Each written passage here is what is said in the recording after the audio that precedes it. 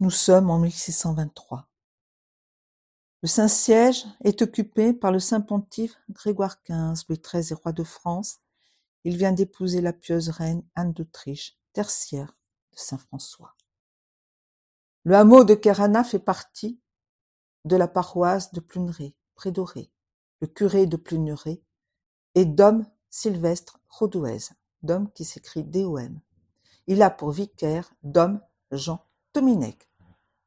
Tous deux sont d'humeur assez difficile.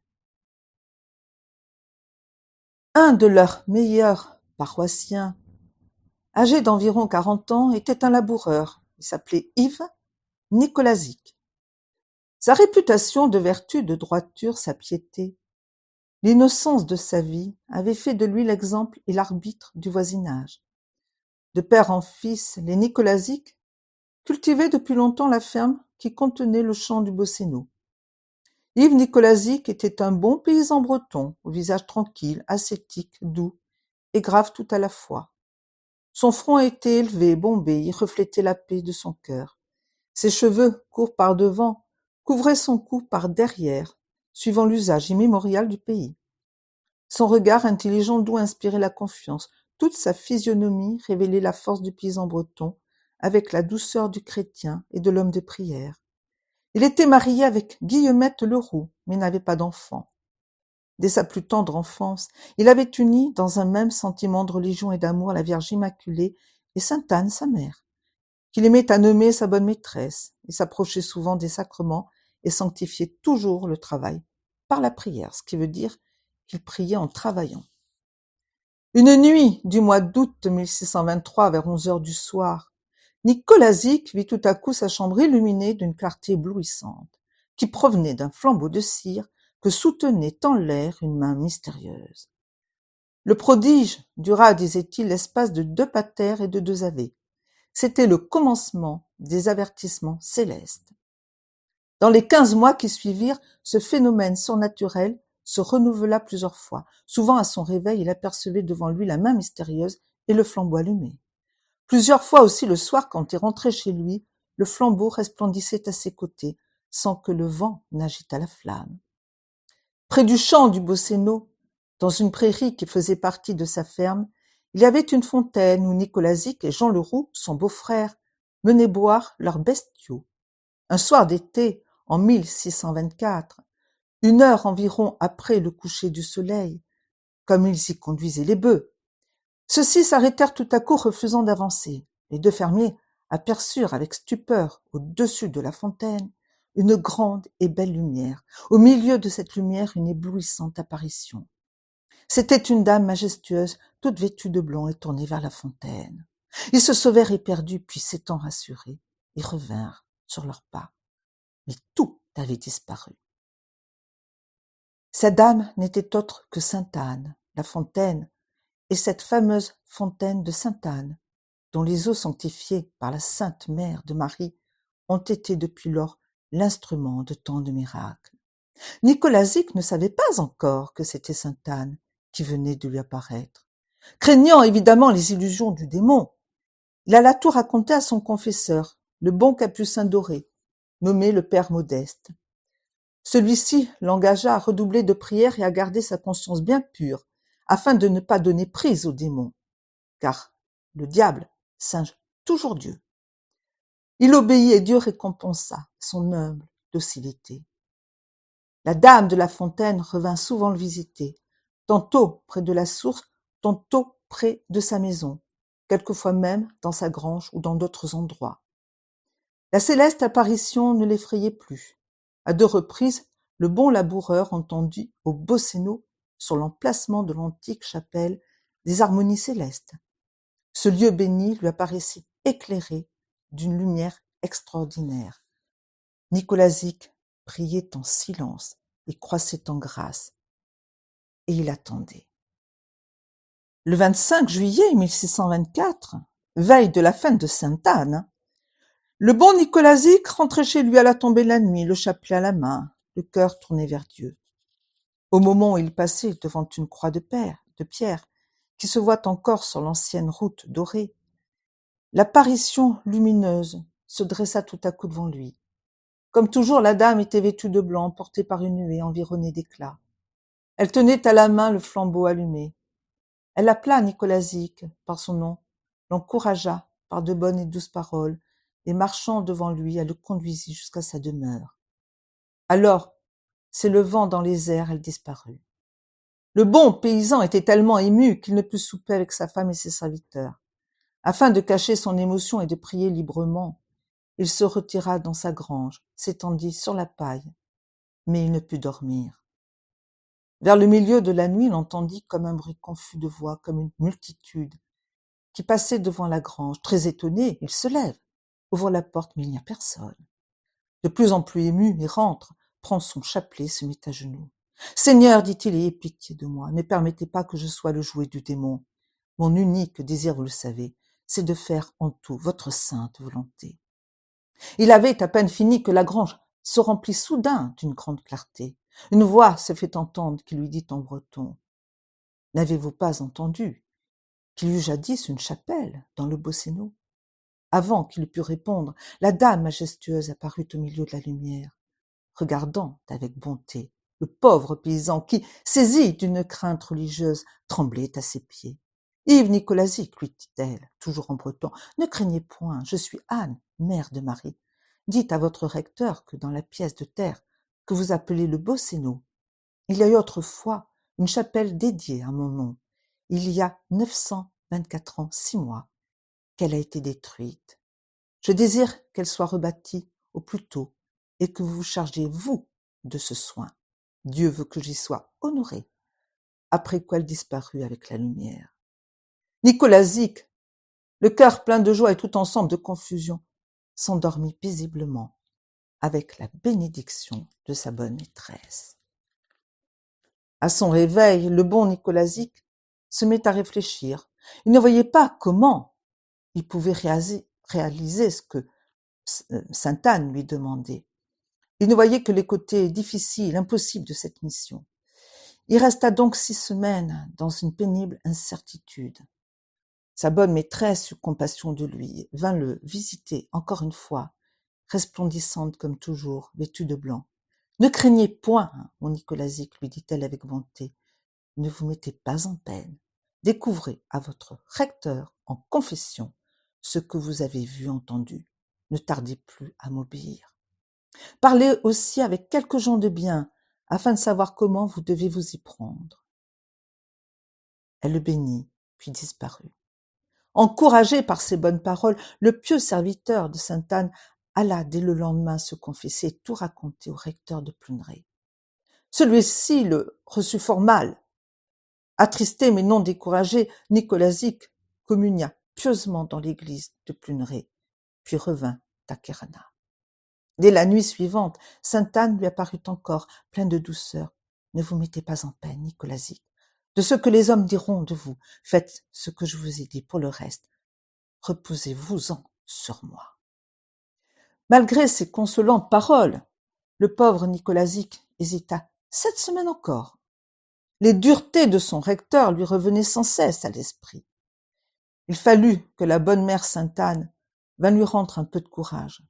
Sans lui faire de reproches, elle lui dit dans une 4e apparition: « Consolez-vous, Nicolazic, l'heure va venir où ce que je vous ai dit s'accomplira. » Nicolazic lui répondit naïvement: « Ma bonne maîtresse, quand je dirai qu'il y a eu une chapelle en ce lieu, que moi je n'ai jamais vue, et où il n'en reste aucune trace, mais qui me croira? Et puis, qui me fournira aux frais de ce bâtiment? Vous savez comment m'a reçu notre recteur, comment il m'a traité. » « Ne vous mettez pas en peine, mon Nicolazic, répondit la bonne sainte Anne. Faites seulement ce que je vous dis. Je vous donnerai de quoi commencer. Jamais rien ne manquera, non seulement pour bâtir, mais encore pour faire d'autres choses qui étonneront le monde. » Affermi désormais, inébranlable dans sa confiance, le saint paysan de Kérana alla de nouveau trouver le recteur de Pluneret et son vicaire.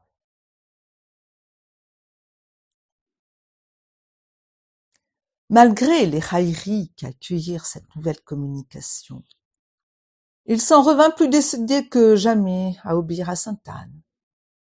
Vers la fin de l'été, un soir où au clair de la lune, il chargeait de mil pour le transporter dans sa grange, il vit tomber une pluie d'étoiles depuis le Bossénou jusqu'à sa chaumière.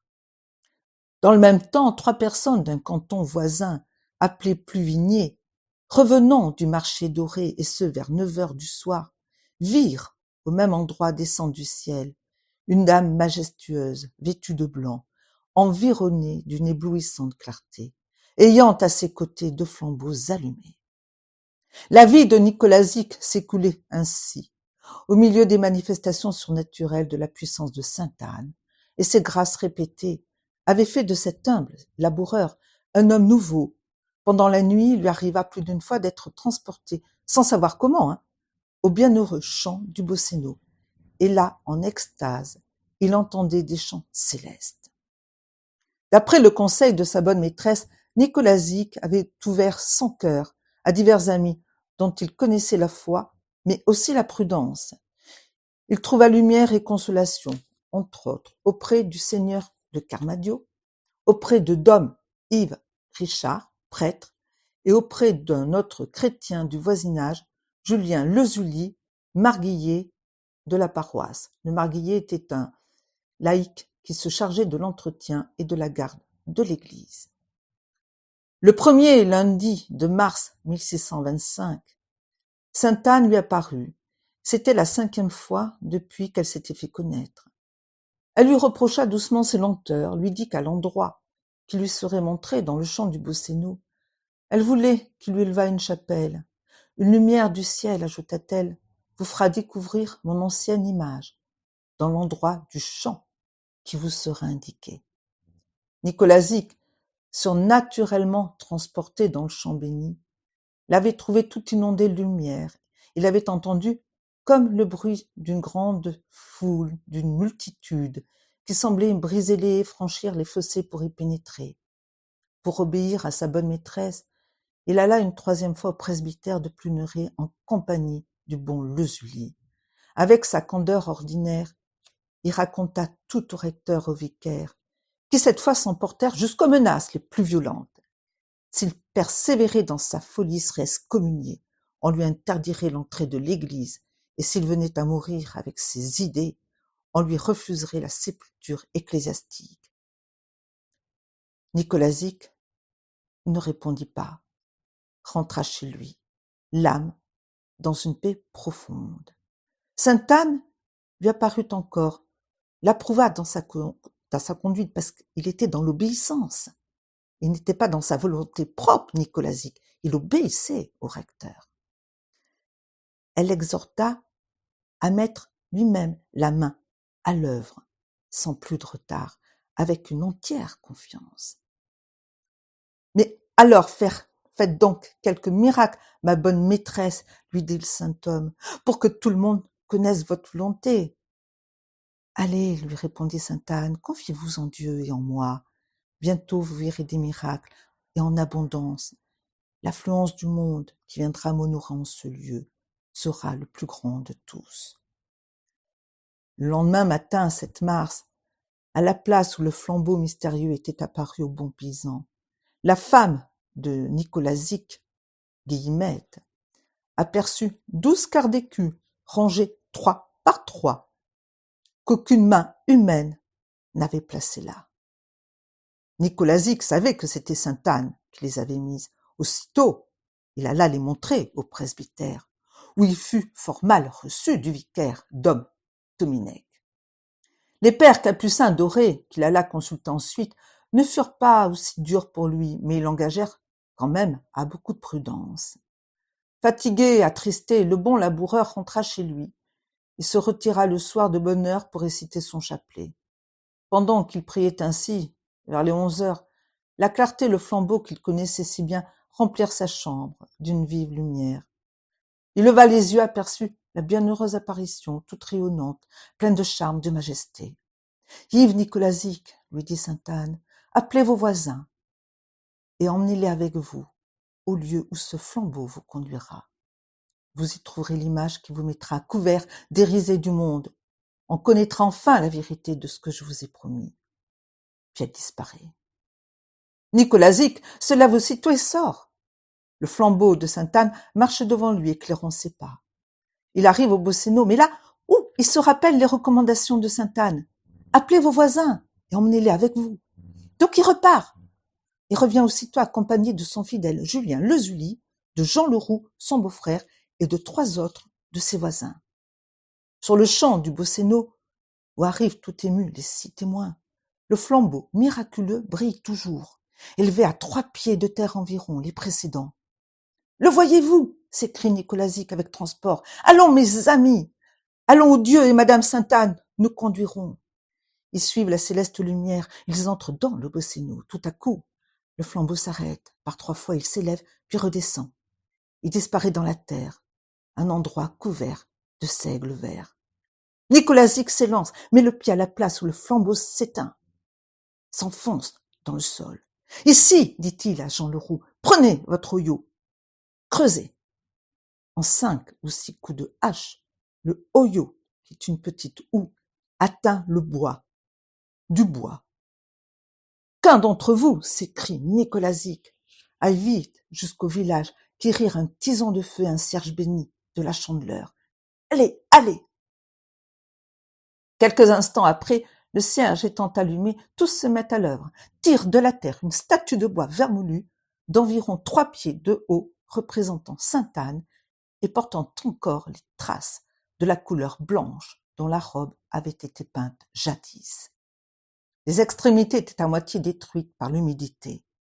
N'osant y toucher avant le lever du jour, ils la déposèrent sur le talus du fossé voisin, rentrèrent chez eux pleins de joie. C'était la nuit du vendredi 7 au 8 mars. Dès la pointe du jour, Nicolazic, avec des amis, revint voir la statue. Malgré les altérations causées par les siècles et l'humidité de la terre, on reconnaissait aisément l'image de Sainte-Anne. Elle revenait à la lumière après 924 ans. Malgré les rebuts dont il avait si cruellement souffert, le bon serviteur de Sainte-Anne courut de nouveau raconter à son recteur la découverte de la statue. Mais celui-ci s'obstina dans son incrédulité, qu'il prenait sans doute pour de la prudence. Il traita Nicolazic d'imposteur, d'hypocrite. Le vicaire enchérit encore. Nicolazic commençait à s'habituer malheureusement à cette rude épreuve, absolument certain des prodiges répétés dont il avait été l'heureux témoin. Mais il garda un respectueux silence et alla trouver à Auray M. de Kerlogen, propriétaire du Bosséno. Il obtient de ce bon seigneur la promesse qu'il donnerait gratuitement l'emplacement de la chapelle de Sainte-Anne si on parvenait à la construire. Heureux, Nicolazic retourna à Kirana. Il alla vénérer sa chère statue auprès de laquelle il trouva 2 pères capucins avec Dom Yves Richard, son ami, comme il appelait l'aumônier de la flotte du roi. Ce furent les premiers pèlerins de Sainte-Anne. C'était le samedi 8 mars 1625. Avec beaucoup de respect, Nicolazic et les Ulis prirent l'image miraculeuse, la nettoyèrent un peu et la placèrent debout sur le haut du fossé. Le lendemain, dimanche, un violent incendie se déclara, sans cause apparente, dans la grange du bon Nicolazic. Mais ce qui semblait d'abord d'un fâcheux augure tourna bientôt à la gloire du fidèle serviteur de Sainte-Anne. Les murailles, seules, de cette grange, où le père de Nicolazic avait employé sans le savoir quelques débris de l'antique chapelle, furent la proie des flammes. Ce que contenait la grange incendiée fut totalement respecté par le feu, aussi bien que 2 meules de gerbes de seigle qui en étaient tout proches. Ce prodige frappa vivement tous ceux qui en furent témoins. Le surlendemain, le mardi, Nicolazic et plusieurs autres de ses amis virent la sainte image entourée d'une grande lumière. Elle projetait sur tout l'espace qu'occupèrent ensuite la chapelle et le couvent cette clarté. Sainte-Anne prenait alors possession de sa terre privilégiée. Dans la nuit, ils entendirent de nouveau comme le bruit d'une foule qui allait et venait, sans que néanmoins il ne parut personne. Mercredi 12 mars, Vers 2 heures du matin, le bon Nicolazic se trouva miraculeusement transporté dans le Boceno. Il fut le premier témoin de l'arrivée de grandes troupes de pèlerins qui venaient à Kerana, des cantons les plus éloignés du diocèse, même de toute la Bretagne. D'après la longueur du trajet, on calcula que cette multitude avait dû se mettre en route depuis plusieurs jours, c'est-à-dire depuis le moment où la statue miraculeuse de Sainte Anne avait été découverte. On ne sait comment ils avaient entendu l'appel, ces pèlerins de Sainte Anne, de quelle ardeur subite ils avaient tous été saisis, mais le fait est là, ils venaient en pèlerinage à Kerana. C'était la réalisation de la prophétie de Sainte Anne elle-même. Comme on se le rappelle, elle avait annoncé cette soudaine et prodigieuse affluence, la plus étonnante des merveilles, qui allait manifester sa puissance en ce lieu. Voyant ces pieux pèlerins qui jetaient à terre leurs aumônes pour aider à l'érection d'un sanctuaire, François le Blouénec, l'un de ceux qui avaient assisté à la découverte de la statue, mit sur un escabeau un plat d'étain pour recueillir les offrandes. Il orna d'un voile blanc la statue de Sainte Anne. À cette nouvelle, le recteur de Pluneret s'indigna grandement. Il envoya aussitôt son vicaire, Dom Jean Tominec. Lui, Tominec, exécuta sa mission, mais avec une violence dont il fut bientôt puni. D'un coup de pied, il jeta l'escabeau et le plat. Il renversa la statue, maltraita le pauvre Nicolazic, qui ne répliqua pas. Le traita publiquement d'imposteur, défendant aux pèlerins de le croire, ordonnant aux pèlerins de rentrer chez eux. Il dit à ceux de la paroisse de se retirer immédiatement, sous peine d'excommunication, ce qui n'empêcha pas les flots de pèlerins d'affluer quand même chaque jour à Kerana, des cantons les plus éloignés, d'apporter leur offrande que Nicolazic recueillait pieusement pour l'érection du futur sanctuaire. 2 jours après cette scène scandaleuse qu'il s'était permise au Boceno, Dom Tominec fut frappé de Dieu. Il ressentit au bras un mal inconnu qu'il faisait cruellement souffrir. Tous les remèdes furent inutiles. Après 3 ans de torture, il mourut, reconnaissant et regrettant sa faute. Quant au recteur, il fut également puni. Le bras de Sainte Anne s'appesantit sur lui. 3 semaines après l'éclat du Boceno, il fut tout à coup saisi pendant son sommeil d'une terreur qui ressemblait à de la folie. Il fut tellement maltraité dans tout son corps qu'il se crut attaqué par des assassins. On accourut, mais il n'y avait personne, pas d'assassin. On s'aperçut alors qu'il était paralysé. Il fallait lui donner à manger. Il fut longtemps sans reconnaître son péché, s'opposant toujours au pèlerinage naissant de Sainte Anne. Un de ses amis eut enfin le bonheur de le faire revenir de son obstination. Il parvint à réciter malgré tout une neuvaine à Sainte Anne, au pied de la merveilleuse statue que les bons paysans de Kerana avaient, par un sentiment de respect, abritée sous une petite cabane de feuillage. Pendant 9 nuits consécutives, le pauvre recteur exécuta fidèlement son pèlerinage. À la dernière visite, s'étant fait laver les bras et les mains dans la fontaine des apparitions, il fut subitement et radicalement guéri. La miséricorde de Sainte Anne succédait aussi à sa juste sévérité. Aussi fidèle qu'il avait été jusque-là rebelle à la vérité, le recteur de Pluneret devint l'apôtre des merveilles de Kerana. Dès qu'il fit jour, il se rendit au petit sanctuaire improvisé du Boceno. Il s'humilia publiquement et fit une profession de foi. Il demanda pardon à Nicolazic et déclara que ce serait lui qui célébrerait la première messe en ce lieu lorsque l'évêque le permettrait. La prochaine fois, nous allons voir comment ces faits merveilleux ont été examinés et authentifiés par l'autorité ecclésiastique.